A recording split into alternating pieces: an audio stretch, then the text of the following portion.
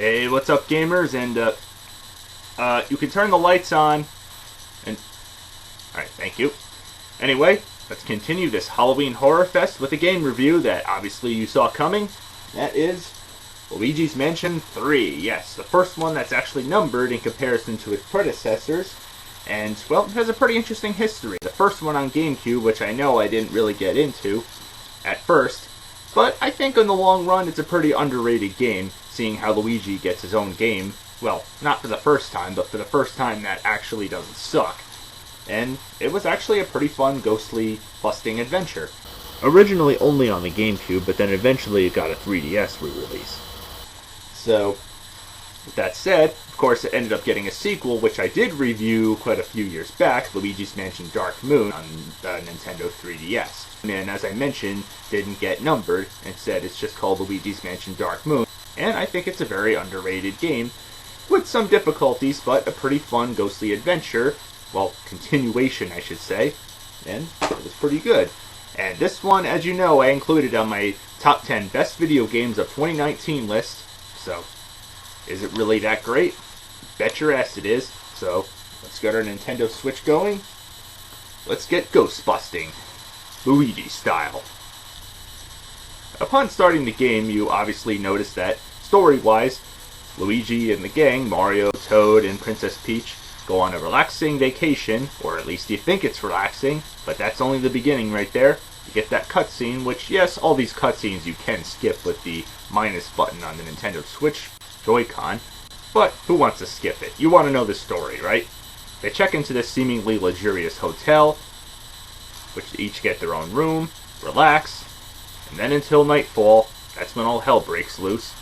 Princess Peach's shriek is heard from Luigi's room, and upon exploring, because yeah, of course it does become one of those exploration type games, you have to move around and feel your way around to get used to the game and its overall concept, which doesn't take long depending on if you're into these kind of games, because yeah, it is pretty much non-linear for the most part, and it's all about figuring out where you have to go.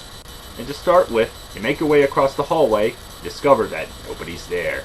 It gives it that once again eerie and spooky and at the same time comedic atmosphere, forcing Luigi to play hero once again, and to save his friends who were apparently being captured by these ghosts, which are basically ghosts in disguise as the hotel workers that you saw earlier on in the game.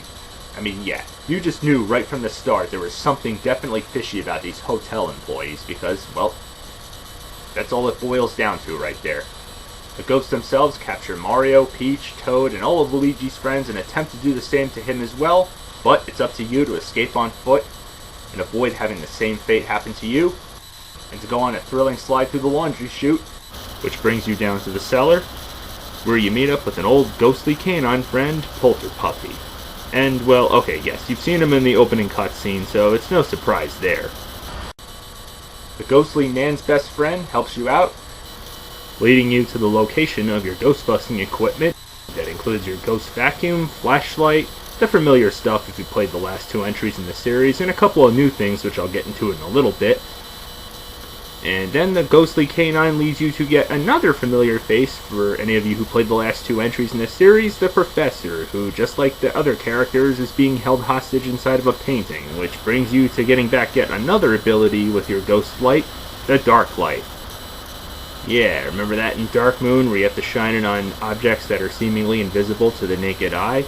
Or shine it on certain paintings and make those objects in that painting appear out of there? Well, that's exactly what it does in here. And in here you also have to use it to free the Professor out of the painting and all your other friends, but let's not jump the gun here. To free him, help him back into his lair, and you're back into the ghost-busting business once again, where you have to navigate each floor of this entire hotel. Yep, this is the entire adventure in the game, and this hotel is a pretty damn big place, with your first stop being one of the guest bedrooms to track down the ghost maid that stole one of the Professor's briefcase, that apparently contains a very important upgrade that turns out to be none other than Luigi. Yes. One of the newest upgrades and abilities in this game, it does, just as it sounds, clones Luigi in goo form, which helps getting through certain puzzles and getting through bars and all sorts of different places that Luigi can't fit through. The only problem is he has water kryptonite. So if you come across water, well, he's done for. But you can bring him back, just out of Luigi. And yes, Luigi also has all the regular abilities that regular Luigi has, like shining the light and sucking up ghosts with a ghost vacuum, collecting items, as well as the suction shot, which is a brand new ability in this game that both versions of Luigi get. It's basically a suction plunger that you shoot at whatever object can hold it. You suck it up with the vacuum, and you can pull those objects, or doors, anything that these things can latch onto, and it pulls them open, lifts them, or breaks them, or even throws them. Oof. Though you can only control one of these two Luigis at a time. The other one goes to sleep, and you can swap back and forth at any time. This especially makes great use of teamwork in a two-man operation, because there's going to be plenty moments in this game that will require it. Not to mention, you can also make Luigi vanish at any time you want. As for the ghost catching, should seem pretty familiar for any of you who played the previous two installments. I know I'm sounding like a broken record on that, but it also does add some new key features to it, like being able to suck up more than one ghost, and being able to slam them back and forth, because yeah, like the previous installments, see the numbers they have? That's their health meter right there, and of course you get a health meter as well, but you have to collect hearts if your health gets low. I will admit it's pretty annoying when your health is getting low and you have to hear the heart beating repeatedly. I mean, okay, I get it, my health is low. Do you have to keep reminding me of that? And as you'd expect, each ghost has their own distinctive characteristics and physical appearance. You get the basic ones that are easy to suck up. Then you get the big square red ones, which can be a bit tougher, have a little more health in them. You get the other ones which really can put up a fight when trying to suck them in. Some of the ghosts wear protection, like sunglasses, or hold shields up, which help deflect the light that you shine on them when trying to stun them. Basically, you have to suck up and pull those objects away from them. And then there's the really small ones that don't really require much effort. You just have to really just keep sucking them in. Yeah. Sucks for you now, doesn't it? Yeah, pun intended right there. So, in other words, yeah, this is what you're going to be doing a lot of in this game. Some of these ghosts are easy, and others just fight straight up dirty. Also, I should mention, in all three of these games, the professor always gives you some kind of communication device to keep in contact with you. Remember in the first one it was a Game Boy Color, which he dubbed Game Boy Horror? Yeah, pretty cheesy pun right there. Same goes with Luigi's Mansion Dark Moon, called the Dual Screen. Yeah, like the Dual Screen 3DS. And in this game, they use none other than that piece of shit Virtual Boy, calling it the Virtual Boo. Really? That's the best pun they can come up with for that piece of shit? Well, at least they made better use out of it than what people did in real life. I mean, it was one of Nintendo's biggest failures. So after beating the Ghost Maid and getting the very important briefcase, you and Luigi are up to the next level, which is the shopping mall floor. So get used to it here, people. And as well as ghost hunting, as I mentioned, this entire hotel tower is the whole game right here. Doesn't seem like much, but let me assure you, it's pretty damn huge. Each floor has its own distinctive characteristic, and every time you beat a level, you get a different elevator button, which will get you to the next floor, which in other words is the next level. But it always seems like no matter where you go, there's always an interruption, a roadblock I should say. Yep, these ghosts literally cage you in and force you to fight them and suck them up. I mean, it seems to happen everywhere in this hotel. I mean, everywhere. I'm not kidding. Go through all the different shops with the Luigi and take out the security guard.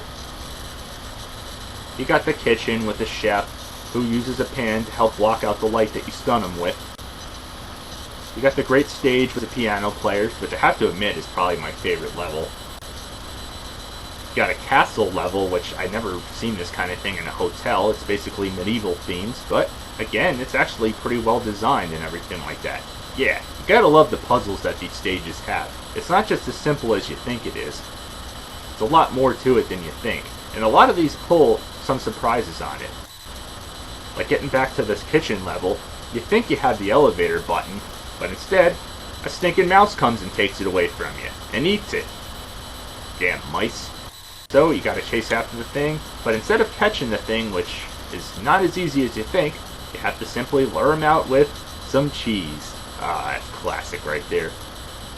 And then another mouse takes it. What the hell, seriously? Jesus. This hotel has almost as big of a problem with mice as it does with ghosts. You can't say much more about that there. But otherwise, this medieval room, lots of puzzles, lots of traps, and a really cool boss fight which looks like something out of a jousting tournament. You get the garden suits, and this one's pretty creepy looking. Almost kind of reminds me of that garden stage from Batman Arkham Asylum a little bit. Well, it's a Luigi's Mansion game, so what else do you expect? Pretty creatively designed, I will say. This part where you have to watch the bouncing pineapples and time the pattern right almost reminds me of the Donkey Kong arcade game. Oh, and this is cool where you suck up and use a chainsaw to cut your way through these things, and even the boss fight as well. Yeah, Luigi goes Leatherface. Now that's what I'm talking about.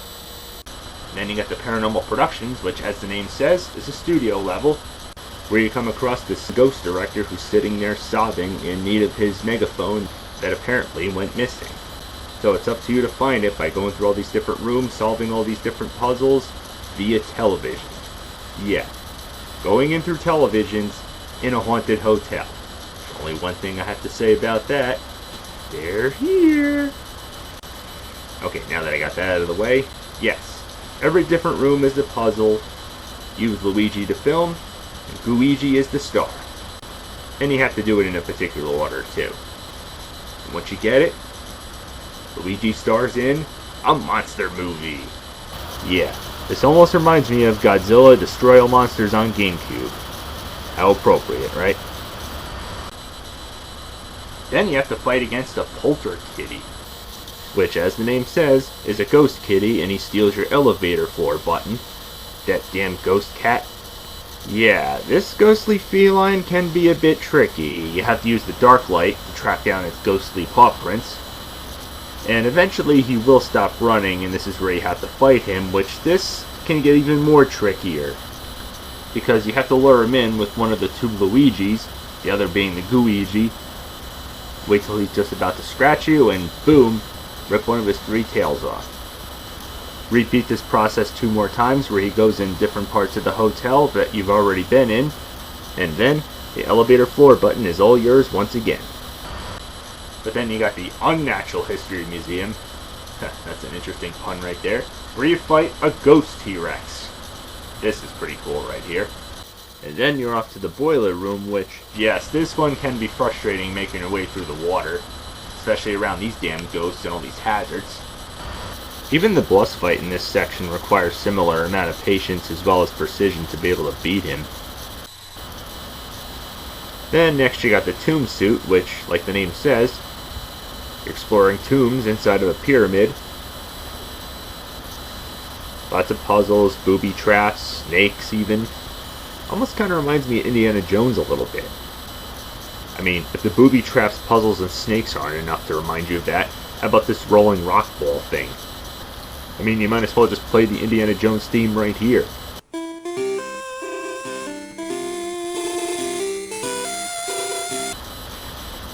But anyway, yeah, after going through all that, as well as fighting ghost mummies, I must add, yeah, you do it by sucking the wrappings off, then you bust them. You can't have an ancient Egyptian tomb without mummies.